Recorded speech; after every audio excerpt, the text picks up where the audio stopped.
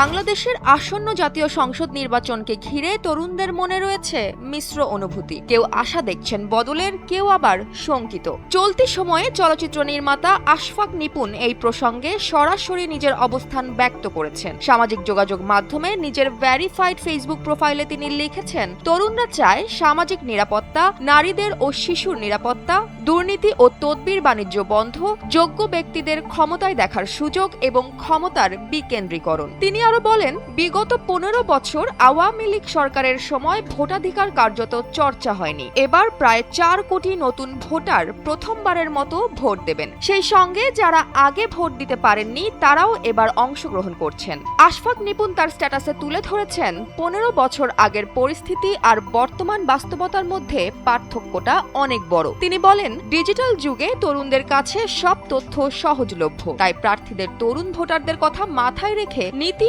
আচরণ ও অঙ্গীকার রাখতে হবে। হ্যাঁ কিংবা না ভোট প্রসঙ্গেও তিনি বলছেন, বিষয়টি পরিষ্কার না হলে নির্বাচনের স্বচ্ছতা ক্ষুণ্ণ হবে। তাই সরকার ও নির্বাচন কমিশনের দায়িত্ব হচ্ছে সুষ্ঠু নির্বাচন হওয়ার দিকে নজর দেয়া এবং রাজনৈতিক দলগুলোকেও সংযত আচরণ নিশ্চিত করতে হবে। কেননা নতুন প্রজন্মের ভোটারের কাছে এটি কেবল ভোট নয়, রাষ্ট্র ও নাগরিকের সম্পর্কের এক গুরুত্বপূর্ণ পরীক্ষা। উক্ত স্ট্যাটাসে আশফাক নিপুণ স্পষ্ট করে বলেন, তরুণরা দায়িত্বশীল, সচেতন এবং তাদের চাওয়া পূরণ করতে প্রার্থীদেরকেই দায়িত্বশীল হতে হবে। তার দেয়া এই পোস্টটি শুধু একটি স্ট্যাটাস নয়, এটি তরুণদের কাছে ভবিষ্যতের দেশের রূপ ও গণতন্ত্রের মান যাচাই করার আহ্বান।